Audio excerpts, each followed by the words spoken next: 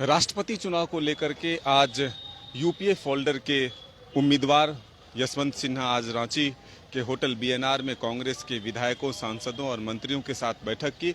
लेकिन इस बैठक में कांग्रेस के 4 विधायक यानी कि 2 मंत्री और 2 विधायक मौजूद नहीं रहे।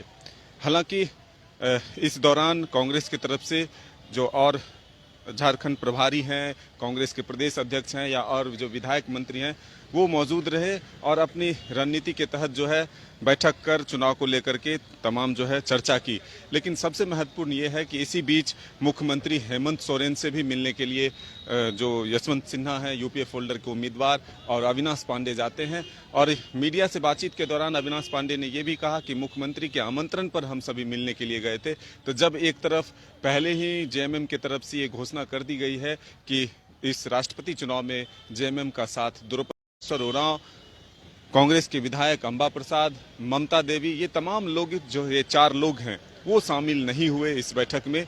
इसके क्या मायने निकाले जाएं, हम समझ सकते हैं कि पहले ही आंकड़े जो है वो द्रौपदी मुर्मू के पक्ष में है। हालांकि यशवंत सिन्हा ने आज मीडिया से बातचीत के दौरान ये भी कहा कि ये लड़ाई विचारधारा की लड़ाई है, ना कि स्थानीय और बाहरी आदिवासी और जात या पात की लड़ाई है। ये लड़ाई जो है विचारधारा की लड़ाई है और इसी के तहत ये चुनाव लड़े जा रहे हैं।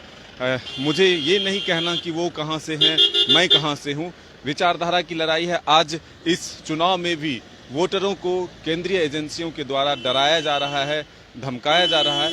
ये लोकतंत्र का जो है बुरा दिन है, यानी कि लोकतंत्र के लिए खतरा है। अब यहाँ से रवाना होते हुए यशवंत सिन्हा दिल्ली जा रहे हैं।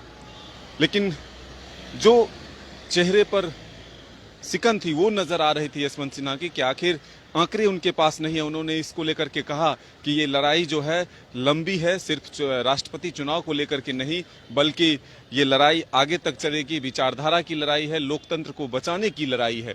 तो कांग्रेस की जो एक मजबूती होनी चाहिए झारखंड में वो नहीं दिखा, क्योंकि जो 4 विधायक हैं यानी कि 2 मंत्री और 2 विधायक वो इस बैठक में मौजूद नहीं हुए।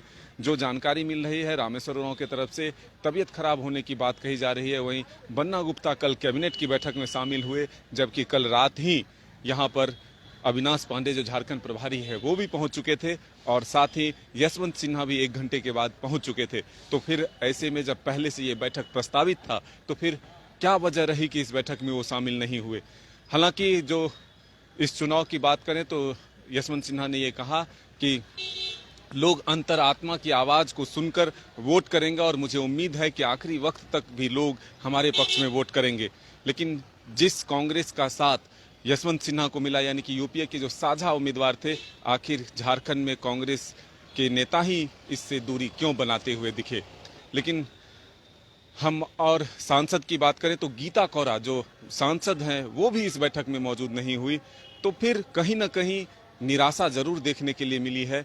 राष्ट्रपति चुनाव में आंकड़े पहले से द्रौपदी मुर्मू के साथ है, वो चुनाव जरूर जीत रही है। लेकिन कांग्रेस के जो विधायक सांसद बैठक में शामिल होने चाहिए थे, जो पहले से आहूत थी, उसमें 4 विधायक और 1 सांसद शामिल नहीं हुए।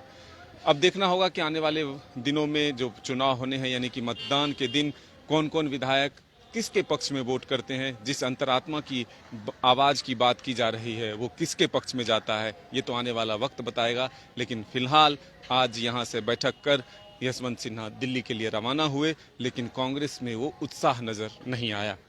अपने सहयोगी विकास के साथ Madan Singh, news by scope, Ranchi.